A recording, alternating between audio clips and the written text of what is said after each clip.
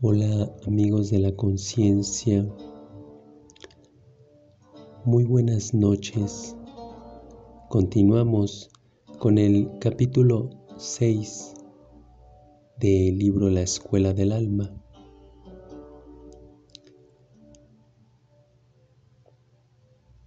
Vamos a la lectura.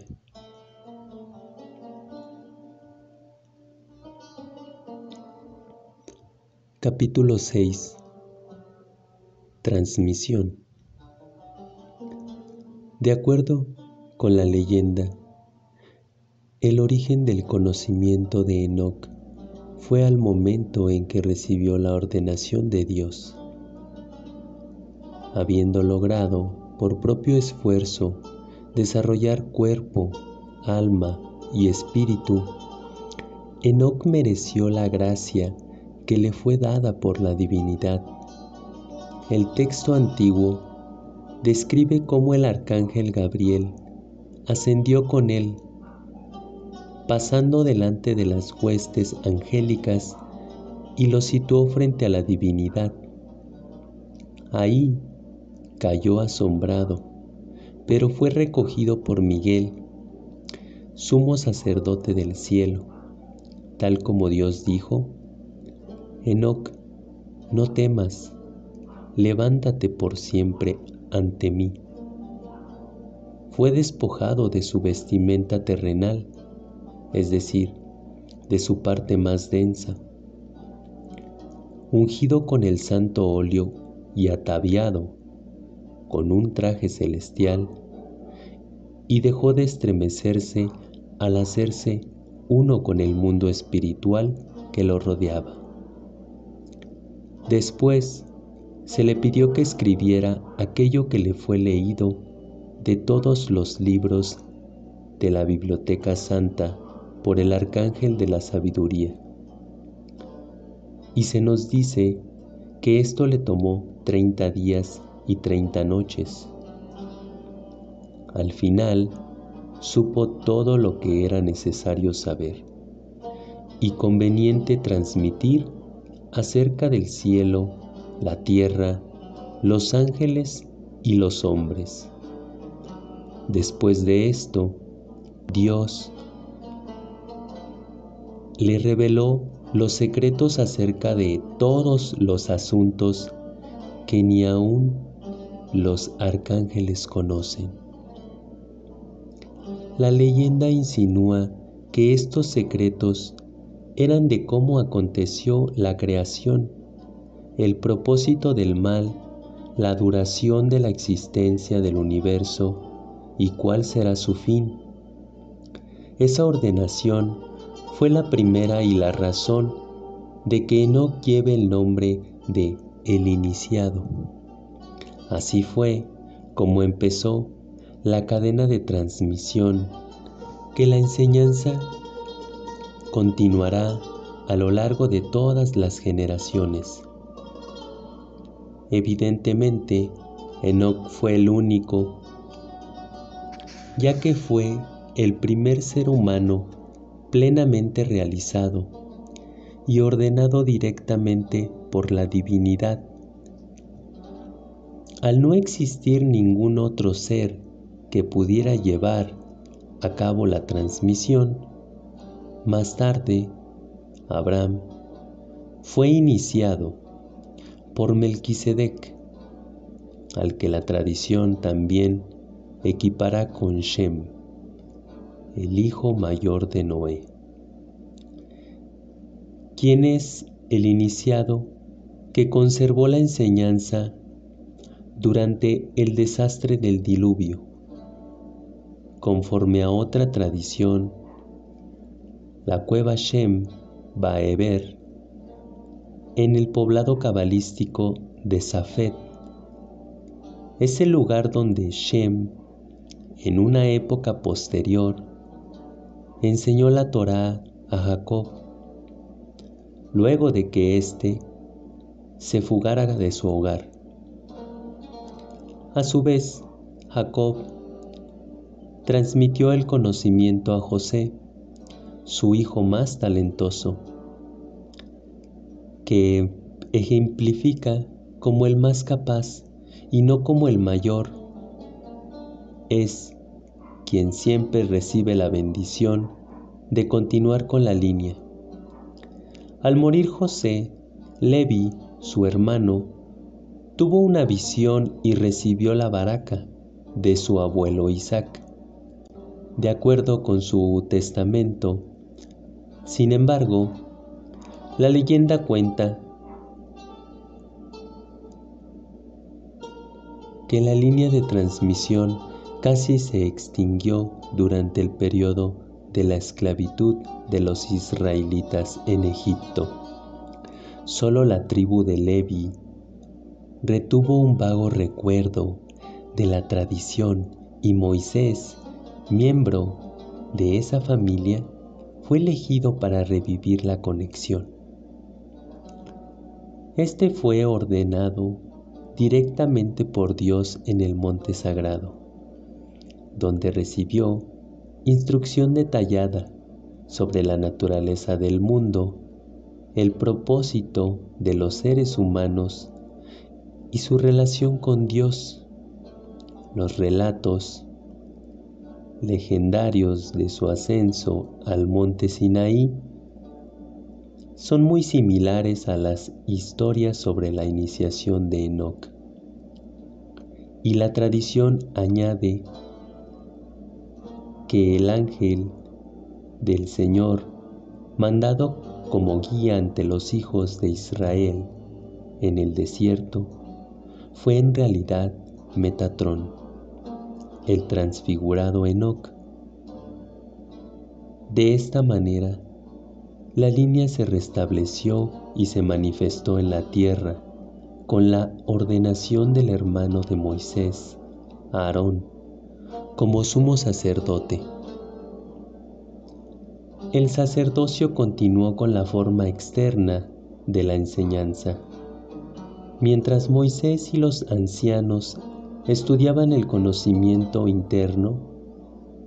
De nuevo aquí el simbolismo en la Biblia y sus leyendas hablan acerca de la naturaleza y la función de las escuelas, en cuanto a que algunas se dedican al ritual y la oración y otras a la contemplación reflexiva.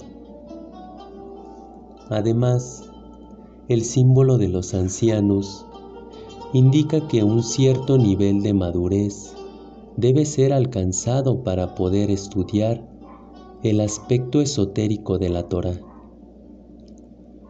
La ventaja de que un maestro que ha sido ordenado nos guía a través de las dificultades del sendero quedó demostrada en el viaje de los israelitas fuera de Egipto, a lo largo del destierro del desierto de Sinaí y hacia la tierra de leche y miel. Sin embargo, los libros de Jueces y de Samuel son muy reveladores acerca del liderazgo y de cómo no debemos dejarnos engañar por el poder, como el caso de Sansón, que fue destruido por su debilidad, y como no debemos confiar en un rey egocéntrico como Saúl, que, aunque fue ungido, dejó el camino y era propenso a sufrir ataques de locura, como sucede a los líderes cuando son celosos de su posición. La ordenación no significa que pueda abusarse del conocimiento espiritual. Dicho acto puede sustraer gracia a esa persona. Por ejemplo, se recordará que al rey David, cuyo nombre significa el amado, le fue negada la construcción del templo. Debido a sus múltiples imperfecciones, por tanto, debemos permanecer alerta ante los maestros que, admitiendo el error humano, no hacen lo que dicen, al grado de ser corruptos en la enseñanza. Los profetas pertenecían a una línea independiente del sacerdocio y la supervisaban periódicamente cuando la forma se hacía demasiado rígida. Eran maestros que no provenían de una línea de continuidad de padre a hijo o de tutor a pupilo, sino que aparecían de manera espontánea cuando surgía la necesidad. Este es el lado interno de la tradición, que raramente es visto, mientras que la ortodoxia sigue el aspecto externo. En la Kabbalah hay muchos Mayinim que llegan a enseñar desde lugares desconocidos. A los estudiantes se les dificulta entender a dichos personajes porque hay poca evidencia escrita de su existencia. En muchos casos, los cabalistas no saben quién es el maestro de su maestro, porque deliberadamente nunca los han conocido o porque el contacto no ha sido abierto o hecho de manera evidente por una serie de motivos que van desde el aspecto social, político y profesional hasta la decisión de establecer una organización independiente, una raíz nueva o solo por discreción. Por ejemplo, no hay evidencia de que haya habido la comunicación entre William Blake, el poeta místico, y a algún estudiante judío, y sin embargo, es evidente en su obra un conocimiento interno de la Kabbalah. La Kabbalah es como el iceberg proverbial. La mayor parte está fuera de la vista. ¿Cómo entonces se transmite el conocimiento a un maestro y cómo lo transmite éste a su grupo? La forma más visible es a través de las líneas ortodoxas de sucesión.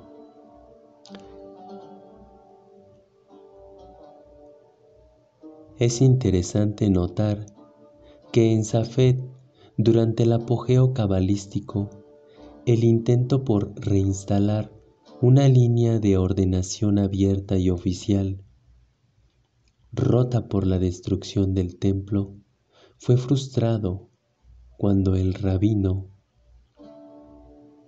de Jerusalén no quiso reconocer la autoridad de la ceremonia.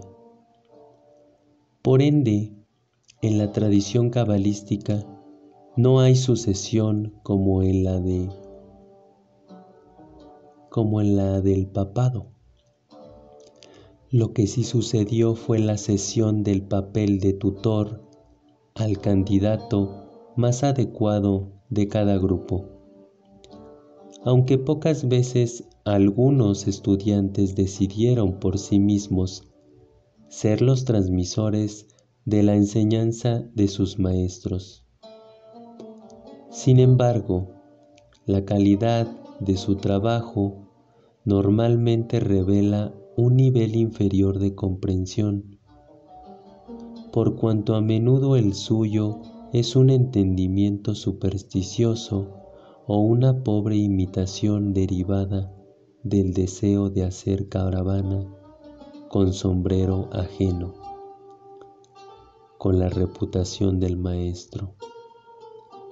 Con frecuencia, la chispa interna que iluminaba al grupo le es sustraída en algún momento antes de que surjan los inevitables alegatos.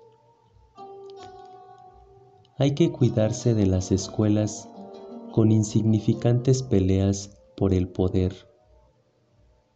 No están en la Kabbalah, que está interesada en la integración en todos los niveles. El trabajo de esas escuelas muere apenas nace, como a veces sucede, o se extingue cuando ya no tiene luz. Un maestro genuino puede surgir de una línea ortodoxa o aparecer de la nada. Dicha persona puede haber sido entrenada en una escuela reconocida y haber sido ocultamente iniciada por un maestro secreto. Debido a esto, algunas personas pueden o no hablar en detalle de sus antecedentes, mientras que otras pueden preferir mantener en privado dichos asuntos, y otras más lo verán como una manera de demostrar cómo operan los principios.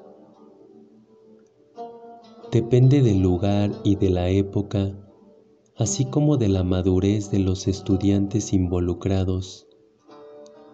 La cualidad principal de un maestro es la habilidad para enseñar, y buena parte de las personas piensan que tienen algo que transmitir cuando no es así. Muchos de los llamados instructores piensan que con ser oscuros y misteriosos es suficiente, pero el tiempo pronto revela a los que disciernen que estas personas están interesadas en el poder o se engañan a sí mismas acerca de su capacidad. Hay muchas figuras tipo gurú como estas que atraen a personas que desean dejarse llevar por una nube de fantasías para poder evadirse de sus problemas personales o mundanos. Un verdadero instructor hace que el trabajo con los mundos superiores sea inteligible y relaciona todo con la vida en la tierra. Incluso el cabalista más esotérico, al hablar de las operaciones del cielo, hace referencia a la manera práctica de usar ese conocimiento. De otro modo, no habrá unificación de los mundos. Más aún, los buenos tutores del camino nunca prometen algo en que no puedan cumplir, ni llevan al estudiante a un grupo más allá de su capacidad. Estas son las marcas distintivas de aquellos que saben trabajar dentro de los límites de lo posible y al mismo tiempo extender siempre las fronteras del conocimiento y del ser. Finalmente, no importa que un maestro provenga de una línea identificable o que solo se presente sin algo que lo alabe. Lo que sí importa es que si él o ella tienen una conexión con la tradición, es decir, si está en un punto de desarrollo donde tiene un contacto espiritual verdadero, el cual puede ser en la forma de un mentor terrenal o una relación directa con un supervisor celestial. Por ejemplo, se ha sabido que ciertos estudiantes con disposición psíquica perciben y aún ven una figura luminosa parada detrás del tutor durante una reunión. Ese fenómeno no es raro, ya que cualquiera que haya tenido que ocupar la silla del tutor tiene inevitablemente un espíritu que lo guía y vigila el progreso de la obra. Dicho ser puede o no representar al mentor personal del tutor. Existen muchos relatos de dichas visiones, pero no deben considerarse concluyentes, no porque puedan ser ilusiones, sino porque su presencia es simplemente indicativa del interés de lo alto. Como dijo un rabino, en mi juventud solía ver ángeles por doquier, ahora no les pongo atención. Debemos evaluar la actuación personal del maestro. La ordenación es un proceso interno. En algunas líneas de una tradición quizá tenga su contraparte externa, pero esta, con el tiempo, puede convertirse en ceremonias vacías que confieren estatus dentro de un grupo, como ha sucedido en algunas logias masónicas. El objetivo genuino casi siempre es antecedido por una serie de exámenes, pero con frecuencia en la vida real que arrinconan y presionan a las personas en su punto débil en relación con la obra y el mundo. Solo cuando un candidato a la iniciación ha probado ser confiable en cuanto a su integridad, se le permite entrar a la tradición. Únicamente cuando ese individuo ha demostrado un compromiso profundo con la obra, puede empezar a transmitir la enseñanza. Entonces, las personas se acercan espontáneamente y piden ser enseñadas. Un tutor designado no necesita buscar estudiantes ni tomar un grupo o escuela existentes, como tratan de hacer algunos gurús centrados en el ego. No, usualmente las circunstancias es providencial en cuanto a que hay buscadores que están listos y necesitan aquello que la persona puede ofrecer, aun si solo ha completado la primera etapa de su entrenamiento, ya que no todos los tutores, antes de estar listo para ser instruido por un Melquisedec. En la Cábala, cada paso debe ser dado y vivenciado. Por tanto, ningún tutor puede irse hasta que su lugar haya sido ocupado. De esta manera, la línea de transmisión es continua, no solo a lo largo del tiempo, sino como una serie ininterrumpida de niveles que tienden a lo alto de la tierra al cielo.